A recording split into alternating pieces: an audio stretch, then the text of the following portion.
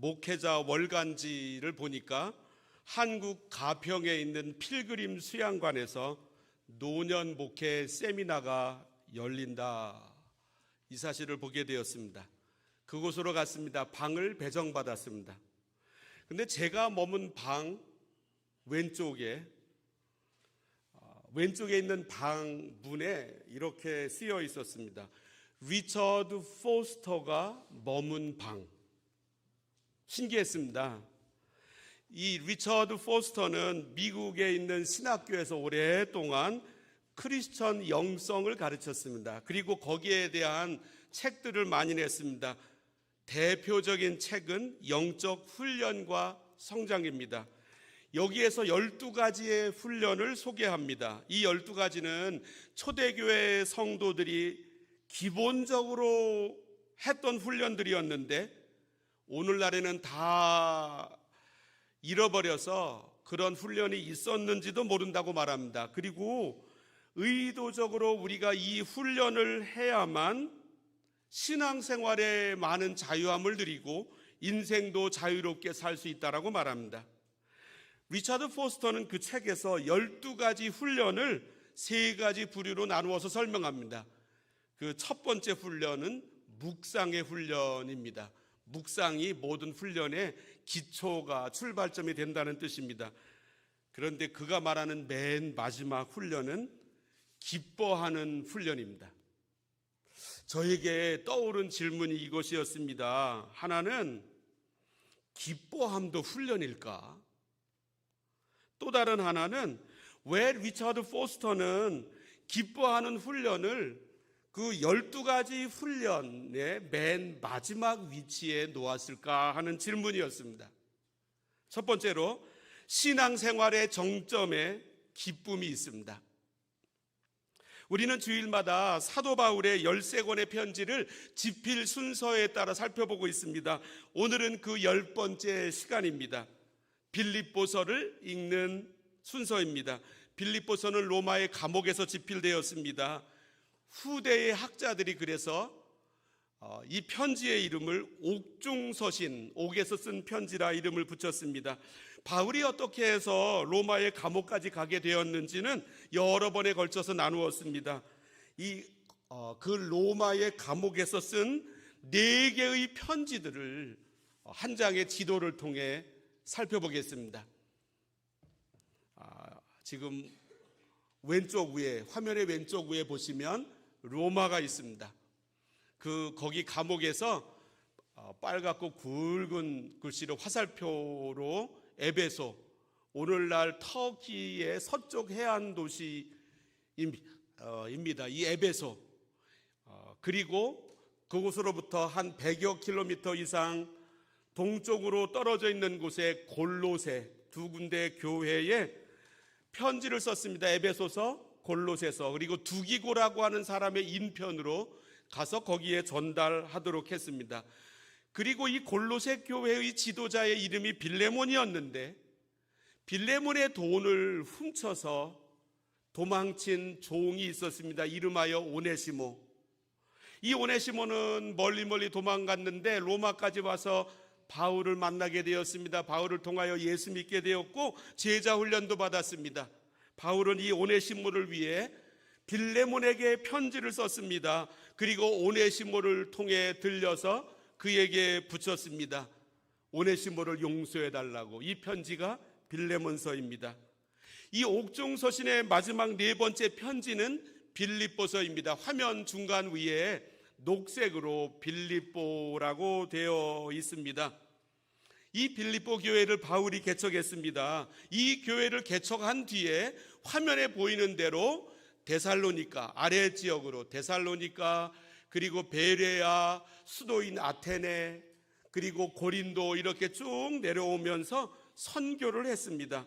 빌립보 교회는 이 바울의 선교를 위하여 여러 번 선교 헌금을 모아서 그에게 보냈습니다. 화면에서 빌립보서 1장 5절을 읽어보겠습니다. 너희가 첫날부터 이제까지 복음을 위한 일에 참여하고 있기 때문이라. 복음을 위한 일은 바울이 선교하는데 물질, 생활비, 전도비가 필요해서 선교 헌금을 모아 보냈다는 뜻입니다. 바울이 이번에는 로마의 감옥에 gat혔습니다. 이 소식을 들은 빌립보 교회가 또 선교 헌금을 모았습니다. 그리고 그 교회의 목회자격인 에바브로디도를 통하여 로마까지 와 이 헌금을 전달했습니다. 오늘 두 번째로 읽은 빌립보서 4장 18절입니다. 내게는 모든 것이 있고 또 풍부한지라 에바브로디도 편에 너희가 준 것을 받음으로 내가 풍족하니 이는 받으실 만한 향기로운 제물이요 하나님을 기쁘시게 한 것이라. 이에 대한 감격, 감사의 마음을 담아 보낸 편지가 빌립보서입니다. 그런데 이 편지에는, 바울의 다른 12권의 편지에는 거의 나타나지 않는 아주 특별한 특징이 있습니다. 이 주제가 빌립보서를 아주 독특하게 만듭니다. 오늘 본문보다 몇 절 앞서 적혀 있는 빌립보서 4장 4절을 화면에서 읽어보겠습니다. 주 안에서 항상 기뻐하라. 내가 다시 말하노니 기뻐하라. 또 화면에서 2장 17절과 18절을 보면 만일 너희 믿음의 제물과 섬김 위에 내가 나를 전제로 드릴지라도 나는 기뻐하고 너희 무리와 함께 기뻐하리니. 이어지는 18절, 이와 같이 너희도 기뻐하고 나와 함께 기뻐하라. 바울은 이렇게 기뻐한다, 기뻐하라라고 하는 말을 짧은 4개의 장에서 16번이나 말씀하고 있습니다. 그 이유는 자신이 진실로 기뻐했기 때문입니다. 그러면서 빌립보 교인들에게 너희도 기뻐하라라고 말씀하는 것은 자기도 기뻐하면서 빌립보 교인들에게도 기뻐하라라고 말씀하고 있습니다. 특별히 옥 안에 있는 사람이, 매여 있는 사람이, 자유가 없는 사람이, 속박 가운데 있는 사람이 옥 바깥에서 자유롭게 사는 사람들을 향하여 기뻐하라라고 말씀하고 있습니다. 이 기쁨은 감옥이라고 하는 환경이 빼앗아 갈 수 없는 기쁨이라고 하는 뜻입니다. 그러면서 바울은 지금 기뻐하라라고 말씀하고 있습니다. 장차 기뻐하게 될 것이다 라고 하는 말씀이 아니라 지금 기뻐하라라고 명령합니다. 우리는 기쁨에 대하여 생각할 때 무슨 좋은 일이 생겨야만 기뻐할 수 있을 것이라고 생각하는데 이러한 기쁨은 오래가지 못합니다. 영어 단어 행복이라고 하는 단어 중에 하나가 해피니스입니다. 이 해피니스의 어원으로서 해프닝이 있습니다. 해프닝, 무엇이 생겨야만 해피니스가 생깁니다. 무엇이 사라지면 해피니스도 사라져버립니다. 그러나 기쁨은 조건적인 기쁨이 아닙니다. 창조적인 기쁨입니다. 기쁜 일이 있으니 기뻐하라라고 하는 뜻이 아니라 기뻐하라, 항상 기쁘게 될 것이라고 말씀합니다. 전해 내려오는 이야기입니다. 한 변호사가 미국의 세인루이스라고 하는 도시를 여행하고 있었습니다. 그러다가 주일을 맞이하게 되었습니다. 예배드릴 교회를 찾아야 했습니다. 오늘날에는 전화기만 열면 어느 교회가 좋은지 수많은 교회가 몽땅 다 이 손안에 들어옵니다. 그러나 당시에는 그렇게 할 수가 없었습니다. 그러다가 거리에서 교통순경을 만났습니다. 그에게 교회를 소개해달라고 부탁합니다. 이제 교통경찰관이 소개해준 교회를 찾아가기 위하여 쭉 가고 있는데 그 가는 도중에 여러 개의 교회들이 있는 사실을 발견하게 되었습니다. 예배를 마치고 숙소로 돌아오는데 여전히 그 교통경찰관이 있었습니다. 그래서 그에게 물어봤습니다. 가까운 곳도 교회가 많은데 왜 굳이 그곳에 있는 교회를 소개했습니까? 이 순경이 대답하기를 어느 교회가 참으로 좋은지 제가 가보지는 못했습니다. 그러나 주일 아침마다 교통 정리를 하면서 보니까 그 교회에서 나오는 교인들의 표정이 가장 밝았습니다. 기뻐하는 모습이었습니다. 그래서 제가 교회를 소개한 것입니다 라고 말했습니다. 교회 부흥은 따로 없습니다. 기뻐함이 부흥입니다. 기쁨이 힘을 낳습니다. 우리를 강하게 만듭니다. 예수님은 우리로 하여금 기쁘게 만드시려고 이 땅에 오셨습니다. 요한복음 15장을 보면 내가 이것을 너희에게 이름은 내 기쁨이 너희 안에 있어 너희 기쁨이 충만하게 하려 함이라. 그래서 어거스틴은 그리스도인은 머리부터 발끝까지 할렐루야가 되어야 한다 라고 말을 했습니다. 저는 이 말씀을 생각하면서 어제 그제 저 자신에 대해서 생각을 많이 해봤습니다. 제가 심각할 때가 많습니다. 왜요? 좀 더 잘하려고, 좀 더 하나님의 이끄심을 놓치지 않기 위하여. 그런데 다른 한편으로 보니까 이 기뻐하는 훈련이 되어 있지 않은 것입니다. 그렇다면 이 기쁨은 어디에서 얻을 수 있습니까? 두 번째로, 기쁨은 일체의 비결에서 나옵니다.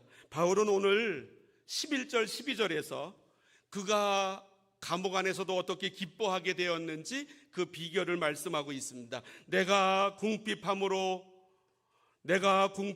말하는 것이 아니니라. 어떠한 형편에든지 나는 자족하기를 배웠노니 나는 비천에 처할 줄도 알고 풍부에 처할 줄도 알아. 모든 일 곧 배부름과 배고픔과 풍부와 궁핍에도 처할 줄 아는 일체의 비결을 배웠노라. 바울은 배웠다고 말씀합니다. 이전에는 몰랐는데 비천에 처할 줄도 알고 반대로 풍부에 놓일 줄도 알고 다 배워서 이제는 알게 되었다라고 말합니다. 어떤 사람은 비천에 처할 줄 압니다. 가난을 잘 견딥니다. 힘든 것이 사실입니다. 인내합니다. 그리고 하나님을 신뢰합니다. 이 어려운 과정을 통과하는 데에는 하나님의 특별하신 뜻이 있음을 믿습니다. 그리고 더 좋게 만들어 주실 줄로 믿습니다. 범사에 감사합니다. 시간이 지나고 나면서 하나님께서 그의 삶을 많이 회복시켜 주셨습니다. 넉넉하도록 만들어 주셨습니다. 그럼에도 불구하고 이 사람은 하나님 앞에 더 겸손해졌습니다. 예배 드리는데 힘씁니다.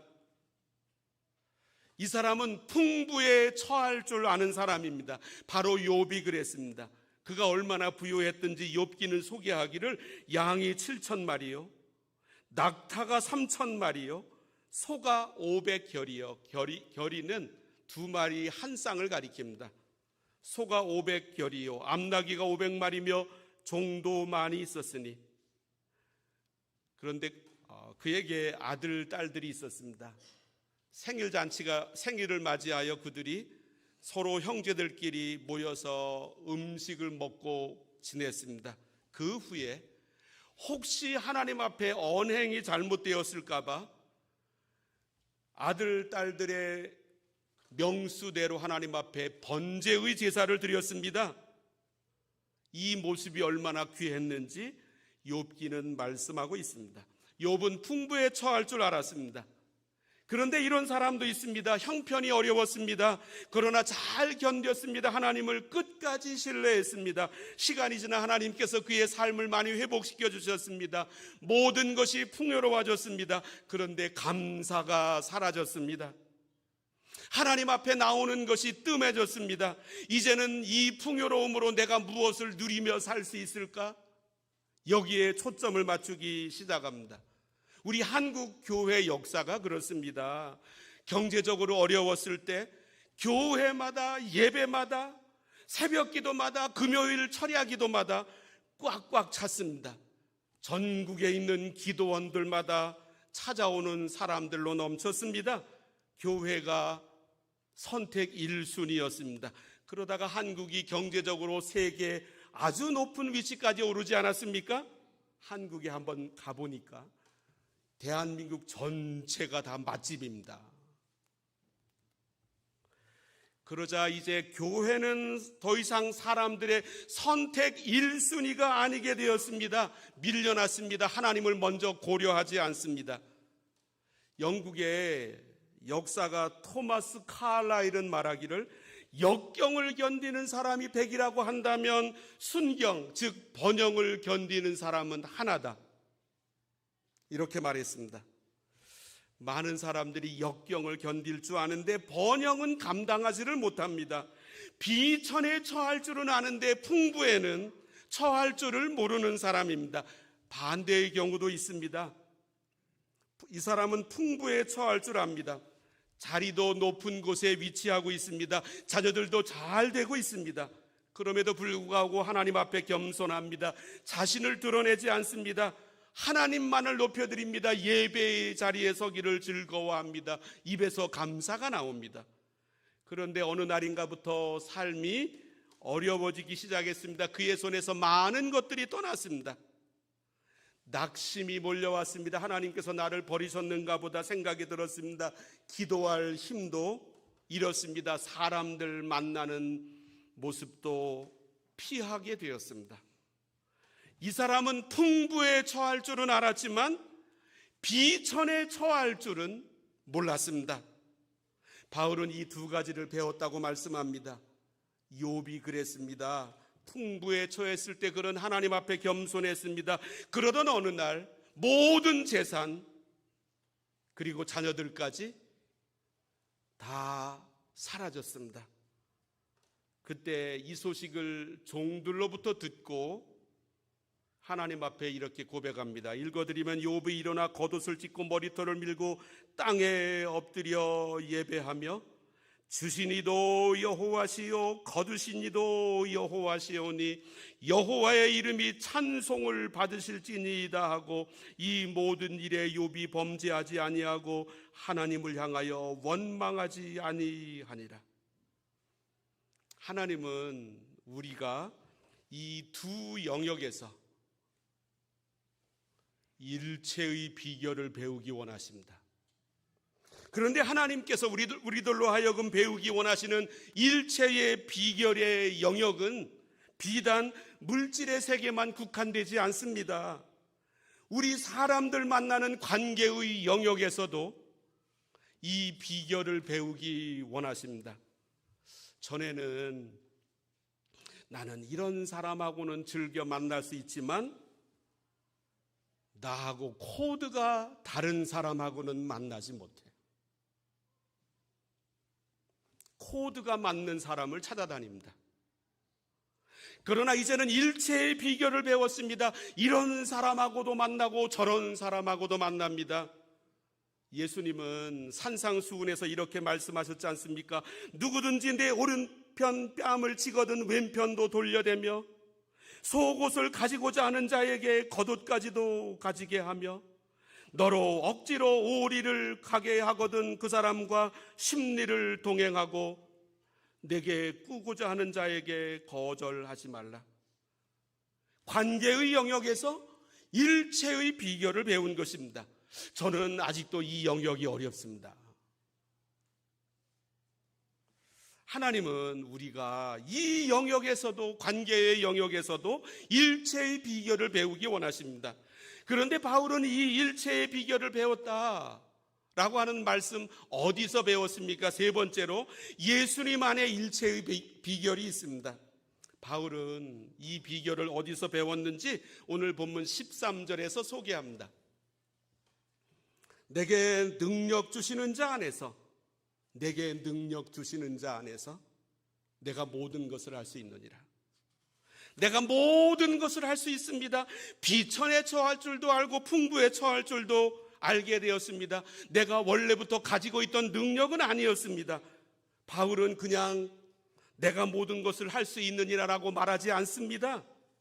예수 그리스도께서 그에게 능력을 주셨습니다. 그러므로 내게 능력 주시는 자 안에서 내가 모든 것을 할 수 있다라고 고백합니다. 내 능력으로 자족이 안 됩니다.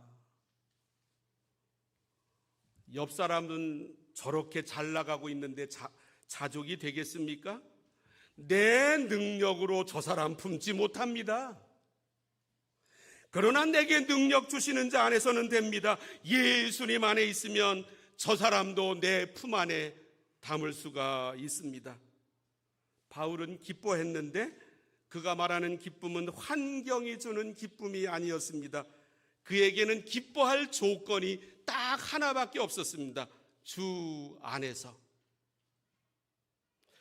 이 주 안에서라고 하는 말은 사도 바울의 편지에 나오는 그의 전용어입니다. 주 안에서, 그리스도 안에서, 예수 안에서, 이 말이 13권의 편지에 132회나 나옵니다. 오늘 본문 10절을 읽어보겠습니다. 내가 주 안에서 크게 기뻐함은, 그냥 기뻐하는 게 아니라 빌립보 교회로부터 선교 헌금을 받아서 기뻐하는 게 아니라 내가 주 안에서 기뻐함은 신비입니다. 이러한 일들 때문에 기쁨도 오고 저러한 일들 때문에 기쁨도 옵니다만은 다 상대적인 것들입니다. 그러나 주 안에서 누리는 기쁨은 절대적인 기쁨입니다. 오직 여기에서만 기쁨을 누립니다. 유일한 기쁨의 조건입니다. 이 단계에 들어가면 웬만한 일들은 다 해결됩니다. 한국의 손경민이라고 하는 분이 지은 곡입니다. 무명이어도 공허하지 않은 것은 예수 안에 난 만족함이라. 가난하여도 부족하지 않은 것은 예수 안에 오직 나는 부요함이라.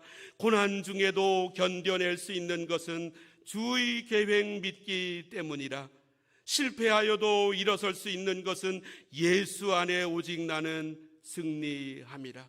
내 몸이 약해도 낙심하지 않는 것은 예수 안에 난 완전함이라. 화려한 세상 부럽지 않은 것은 난 예수로 충만함이라. 난 예수로 충만하네. 그러니까 세상 모든 것들이 부럽지 않다라고 고백하고 있습니다. 예수님보다 더 큰 재산이 어디에 있습니까? 그래서 오늘 이 빌립보서를 쓴 바울은 골로새서 2장 3절에서 이렇게 말씀합니다. 그 안에는 지혜와 지식의 모든 보화가 감추어져 있느니라. 한 부자가 자기 아들을 먼 나라로 유학 보냈습니다.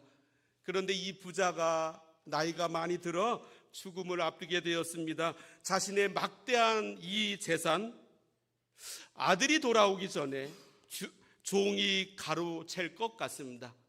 한 가지 묘안을 냈습니다. 부자는 나의 모든 재산을 나의 충성스러운 종에게 상속한다. 다만 나의 아들에게는 딱 한 가지 그가 원하는 것을 다 가질 수 있는 권리를 주노라 라고 하는 유언장을 남겼습니다. 종은 주인으로부터 모든 재산을 상속받게 된다는 이 사실을 알고 기뻐했습니다. 그리고 아들에게 이 소식을 전했습니다. 재산을 잘 관리하며 그 아들이 돌아오기를 기다렸습니다. 아들은 이 소식을 듣고 나중에 돌아와 처음에는 낙심했지만 아버지의 뜻을 깊이 깨닫고 랍비를 찾아가 조언을 구했습니다. 아들은 유언장에 따라 딱 한 가지를 선택했습니다. 나는 이 종을 내 것으로 선택하겠습니다. 당시의 법에 따라 종의 소유는 주인에게 있으므로 아들이 종을 선택함으로써 그 종이 물려받은 자기 아버지의 모든 재산을 자연스럽게 그가 되찾을 수 있게 되었습니다. 하나님은 자신의 모든 보화를 예수님 안에 담아 놓으셨습니다. 그래서 예수님을 가진 사람은 모든 것을 가진 사람입니다. 예수님을 만난 사람은 진정한 만족을 누립니다. 그래서 바울은 고린도후서 6장에서 이렇게 말합니다. 아무것도 없는 자 같으나 모든 것을 가진 자로다.